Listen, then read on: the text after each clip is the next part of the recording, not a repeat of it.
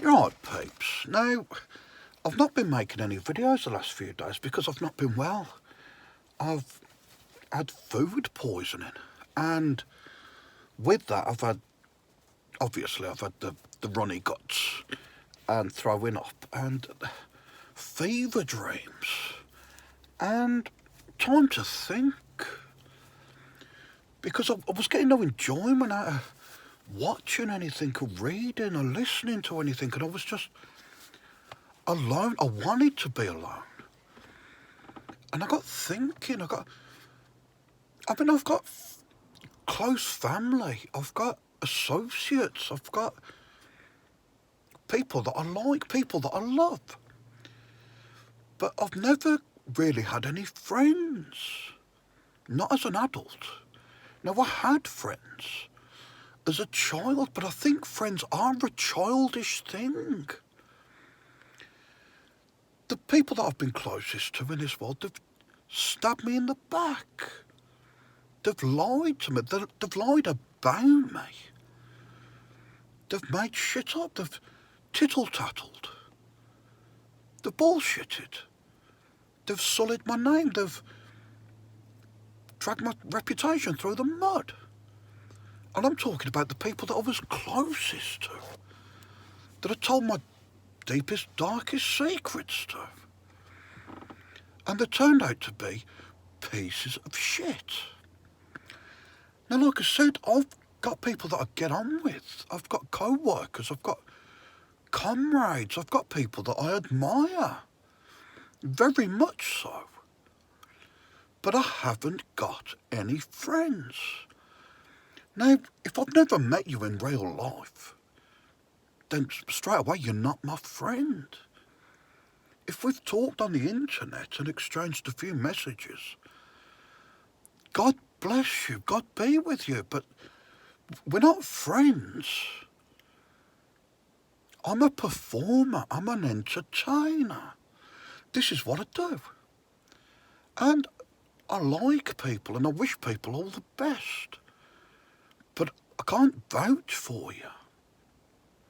And I can't get too close. I don't want to. You could call me a Billy No Mates. Because I don't hang around with people. I don't go out on the piss with people. I don't tell them all my troubles. I don't tell them how I'm feeling, how I'm doing, what I'm thinking. Oftentimes. And this, you don't know me. You don't know what's real about me, what's not real. Even this is a performance. I'm pressing record. And I'm telling you what I want you to know. But I'm not telling you everything. This isn't confession time. Now, I have confessed, and I have been actually quite open and quite honest in my videos. And the real me, and the me that I present to you, it's not dissimilar, really. But again, blurred lines. Now, like I said, I've been thinking because I've had time to. And I was thinking about an old friend of mine that I went to school with, Fat Tom. Now, when we were young, I'm talking about 5, 6, 7, he was my very best friend. And I was a whippet of a thing, I was tiny. And he was massive, same age as me. But he was huge. Even as a child, he weighed more than the teachers. When I was 7, 8, and he was 7 and 8, he was 6 foot tall. Probably weighed 22 stone. He would break chairs by sitting on them, tables. And he wanted very much to be liked by everybody. And to me, I can't be bothered really with all of that. I'm just myself. And what you see is what you get. But with Tom, he was a try-hard. And I could get him up and dancing and doing a jig. and I could mess with him. And he didn't understand that I came from a different world than him. It wasn't all rainbows and pussycats where I came from. It was maggots. It was cold dinners left in the oven to turn to mould. It was gone-off milk in the fridge. It was butter turned bad. It was clothes that you wore for weeks. Swapping and changing, socks and pants for your brother, dirty ones, just to get by. Because his skid marks were in a better state than yours. His skiddy pants. And going to school and being ridiculed and being judged for being a tramp. For being trampy. For not looking your best. For having nits. Having worms. Ringworm. Being, someone that people didn't want to associate with when they caught wind of your home life and what it was all about. And I was from a broken home, more than one.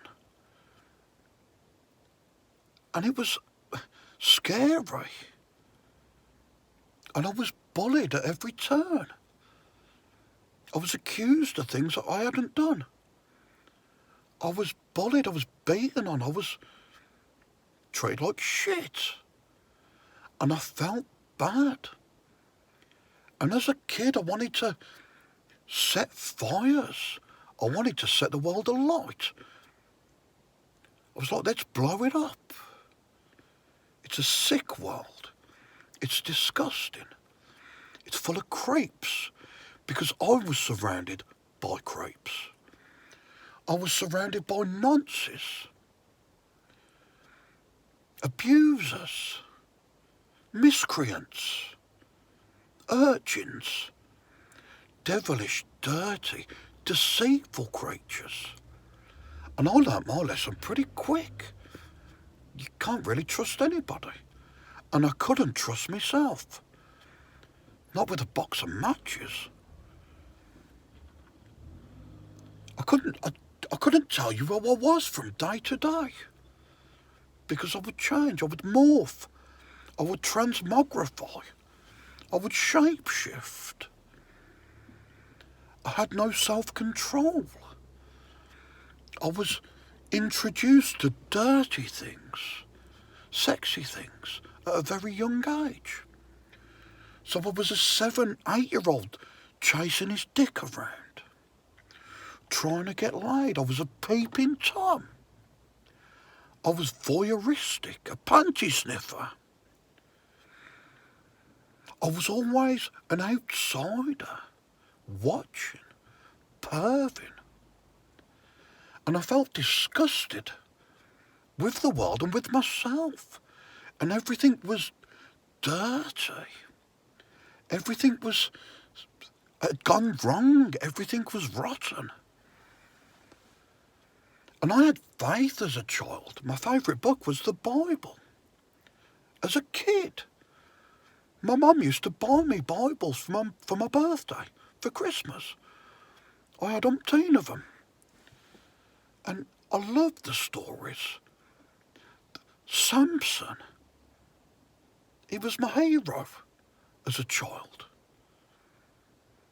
Because I saw myself as, like Samson, again, a poon hound.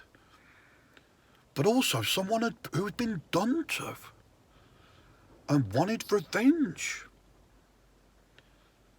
And I felt touched.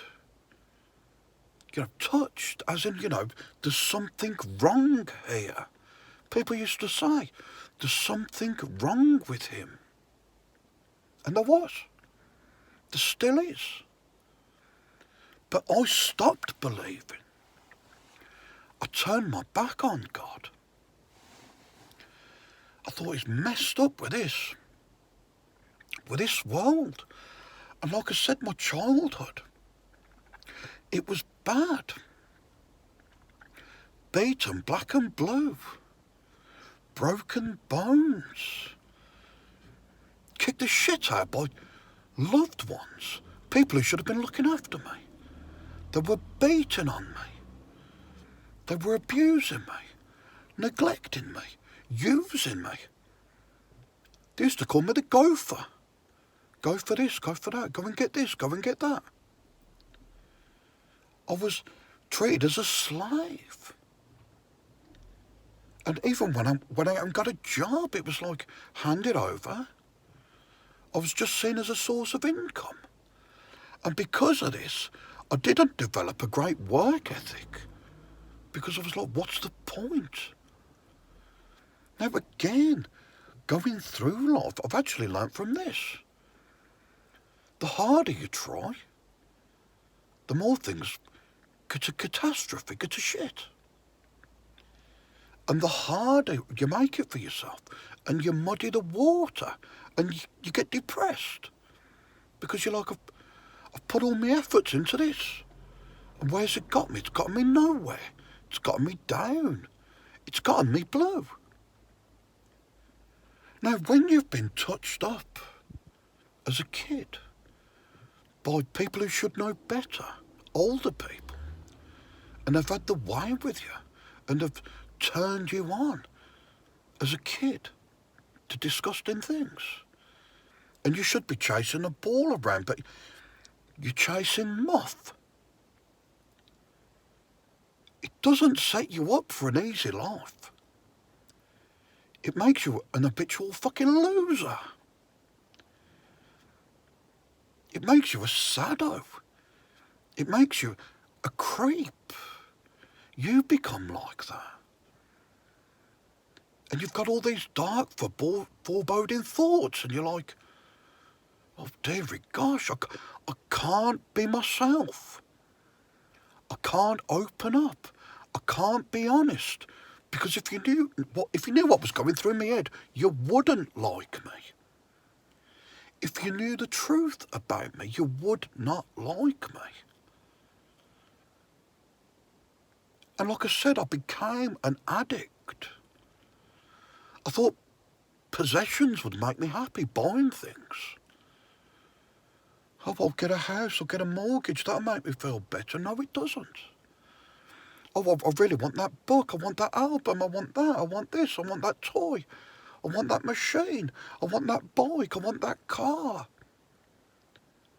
And it makes you happy for 5 minutes. And then you're like, what's next? And you're like a fucking rat up a drain pipe. You're after everything.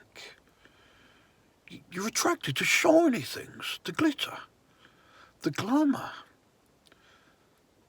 And then I grew up thinking, I'll prove them all wrong. I'll be a fucking success. I'll be famous. And then they'll fucking know. But I wasn't built for that. Because all my self-confidence had been fucking destroyed. So I'd go on stage and I'd feel like a charlatan, a faker, a fucking liar. Imposter syndrome. If they work out what's going on in here, I'm done for. So I became a recluse. I hid away. And I sat and I festered with all my dark, disgusting nastiness. All of it going on inside me. And I used to be a very angry young child. Always lashing out. Always wanting to have a scrap. Always looking for trouble. Looking for bother. And when I grew up, I realised it hurts that. Because you get found out. You get caught, you get fucking whipped. You get beaten the shit out of. But I was missing my fix. Because I was addicted to that. The adrenaline of the high jinks. Getting away with shit, being a shoplifter. Like I said, a pyromaniac, a kleptomaniac, a fucking creep, a dirty bastard, a pervert. Eventually, an habitual fucking drug user. And then getting off of that and getting clean. It's like there is no getting clean. Because when you strip it all away, it's like what lies beneath, and it's filthy. And it's nasty dreams. And it's a fucking horror show. And you're like, there's no way of getting away from this. And all I can do is tuck into the Bible, tuck into the Word, the good Word. I try to walk with Jesus best as I can, knowing that I'm a fucking creep. I follow him behind and saying, is it all right if I tag along? I haven't got any friends. I don't believe in anything but Jesus, God. That's all I do believe in, because I did find my faith again. I had to. Because there was nowhere else to turn. When I realised that I wasn't the big I am. And I'd been very proud of myself. And what people considered shyness was aloofness. I thought I was better than them. I didn't let them know that. But it's what I was thinking. I'm above talking to you. I'm leagues ahead intellectually, emotionally, spiritually. You're fucking lagging behind. And I'm getting dragged back there. And like I said, being like that, you become a fucking loner. But I'm marching in the army of God. It's all I can do. Knowing that there is a heaven. There's a place for me, not here. There's no home for me here. There is in heaven. But I've got to get there. And I've got a long way to go. And I've got to keep my faith. Even though it's a day-to-day struggle with anxiety, stress, despondency, depression. Just because you're a Christian doesn't mean you don't struggle with these things. It means you struggle with them more sometimes, because you're like, that's why I'm an outsider.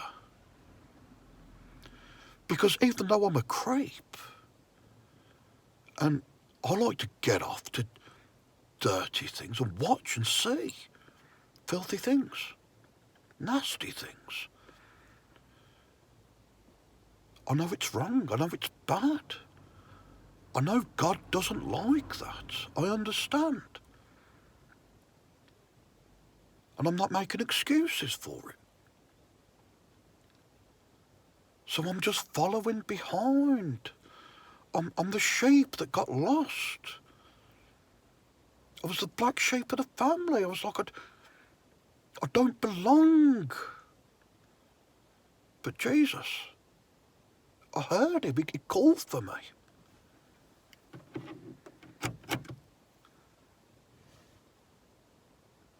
And that's what I don't want. That little light of mine being extinguished by nasty, jealous people, and there's fucking loads of them in the world who want to bring it down. Now, Tom, I was thinking about Tom because, Fat Tom, from when I was a kid, because I was a bully to him, even though he was twice the size, I could mess with his head. He was gullible. He'd sit and eat his sandwiches across from me, and I'd say, Tom, what you got there? Oh, it's a ham sandwich. Oh, is it? Because it looks like it's wriggling with maggots, mate. And he'd shudder. He'd say, oh, don't say you're putting me off my food. And I'd say, I'm only messing with you. And he'd take a bite. And I'd say, absolutely wriggling with maggots, that ham sandwich. And he would. He'd throw up. It got to the point where I wasn't allowed to sit with him at dinner time. Because he couldn't eat an apple without me messing with him and saying, There's a worm in that. Because I was jealous. Because someone loved him enough to make him a fucking sandwich. And I was eating sloppy school dinners that were disgusting, and I couldn't eat them. And I was like, no one cares about me. And there you are, enjoying a nice fucking sandwich, thick white fucking crusty bread. Bit of lettuce, got mayo on it, have you? What you got there? Kit Kats. Packet of crisps, salt and vinegar. Fucking apple, orange juice to wash it down with. And I'm eating this slop. I needed to bring Tom down to my level. And I could. Because I wasn't scared of him. Because even though he was massive, he was soft as shit. And if a teacher went out of the class for 5 seconds, I'd say, get up and dance. And he would. He'd do a jig. And he'd get lost in it, get lost in the performance. And I'd clap and get him going, get him riled up. And we'd all do it, we'd all get clapping. And then the teacher would come in and they'd be shaking their head watching him. Sit down, Tom. And he'd be all embarrassed and flustered. And I'd get a good laugh out of that.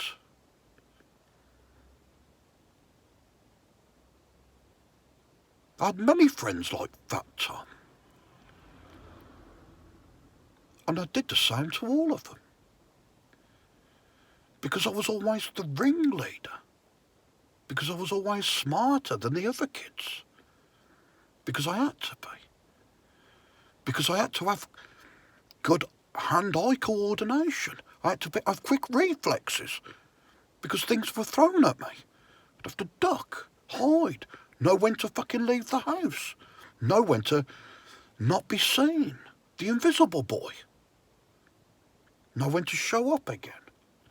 Know when to shut the fuck up. Know when to put my hand up. Know when to keep it down. Know when to keep secrets. Tell lies. Put things in my pocket.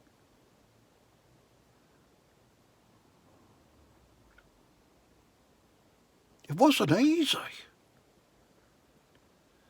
And then there seemed to be like a calm after the storm.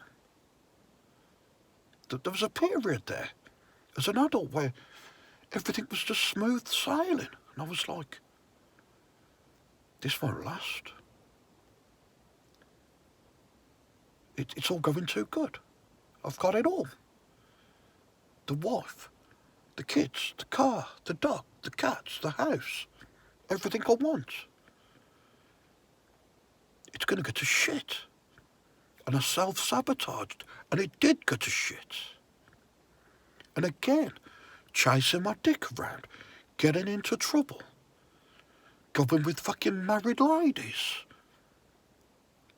Getting into all kinds of grief. And constantly begging God to get me out of the shit. Saying God loves me, I'm one of his favourite children. I've got to be. I'm a walking miracle. Because I tried to off myself God knows how many times. It's like God's got a bigger plan for me. He's got a bigger purpose in mind. He's going to use me for something good. Because I know that I'm not good. I have the propensity to be good. I have it in me to do good deeds. But I also know that I can be wicked. I can be nasty. I can be evil. I can be a right piece of shit.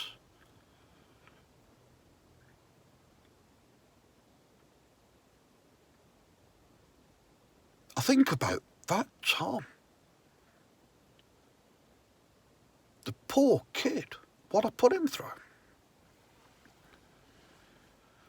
I was lying in bed having fever dreams, thinking about all the shit I'd done and everywhere had gone wrong. No escaping from it, no running from it. nowhere to hide. Fucking horrible dreams. I had a dream the other day where R. Kelly was rubbing himself up against me and I couldn't do anything about it. Because he was entitled. And he was the big I am. And everyone around was going, well, you know what he's like, and you know, you'll be alright. I'm like, he keeps rubbing his groin up against me, the fucking dirty creep. Are you not listening? I've dreamt about R. Kelly a couple of times. And again, it must be that association because he was into fucking youngsters, fucking with them. And I was a youngster fucked with. Couldn't be left alone with a babysitter because they couldn't keep their hands off me. Touching me up.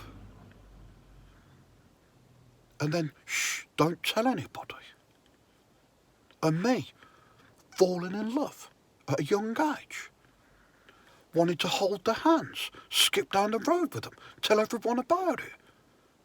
This is love. I'm in love. But it's like, shut the fuck up. Denial.